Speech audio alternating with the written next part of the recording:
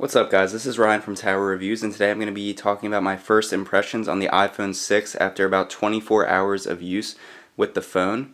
So first of all, I want to talk about the design, which obviously has changed a lot, and not just in the size of the display, which is now about 0.7 inches bigger than the iPhone 5 and 5S, but also how Apple has sort of redesigned the phone, which they do every 2 years around. I think this is one of the most radical redesigns. Definitely since the iPhone 4/4S design bump. I think that this is the biggest design change since then. It's a lot like the iPod Touch 5th generation. It's very thin and rounded, and it's a lot more of a flat design, I would say, sort of consistent with how the operating system is. It's very simple and flat, but yet elegant, and it looks very nice and feels nice. It's very thin and lightweight, and now you have that big new screen, which looks very good. It's the Retina HD, still the same pixel density as the 5 and 5S, but they changed some things with the saturation and color reproduction, and it looks really good. Better viewing angles, and overall it's a solid display that you're not gonna complain with. And with that added size, it looks very good. You have a lot more real estate, and you have the ability to bring the screen down if you can't reach it, and overall it's very pleasant to type on. So far the battery life seems pretty good. Even with that really thin design, you're still able to get through a full day pretty easily. Obviously I've only used it for 24 hours, which is enough to get some idea of the battery, but probably after a week would be a better indicator, going through a full day and everything.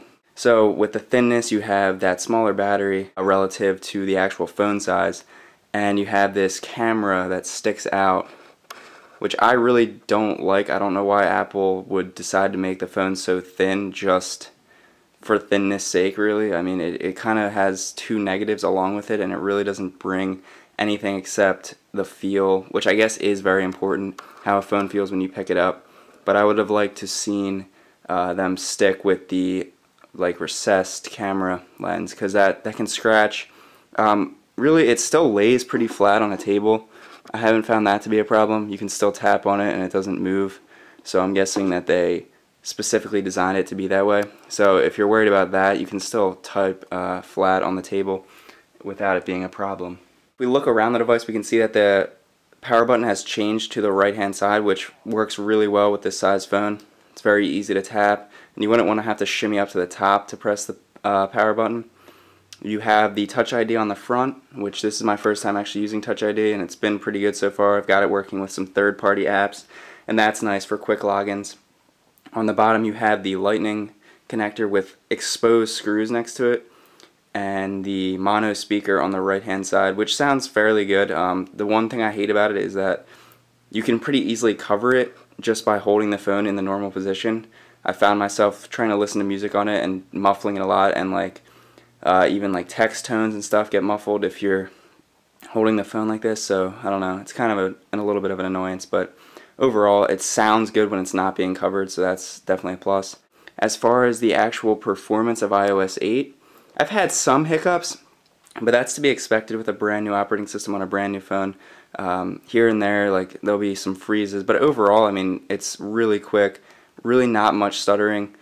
As you can see here, just going around through the operating system, it's smooth, and you'll have the occasional hiccup, but again, that's to be expected. So I mean, that's about it for the things that have changed with this phone. Really not that much of a difference. I mean, the main thing obviously is the display size, and I think that for most people it's going to be a really nice fit. I think Apple really hit the sweet spot with the 4.7 inch. I have yet to feel the iPhone 6 Plus. I feel like that would probably be too big for me, but for this phone, I really like it, and it really reminds me of the HTC One. It's a little bit smaller, but I think the design looks very similar with the bands down at the bottom and up at the top, and I don't know, there's just a lot of similarities between the two phones, and I thought that this was a really nice looking phone. With some of those Apple characteristics thrown in there, it really does come together to be a pretty nice product. So yeah guys, that's my first impressions after 24 hours on the iPhone 6. Thank you for watching, and make sure to stay tuned for future videos by subscribing below.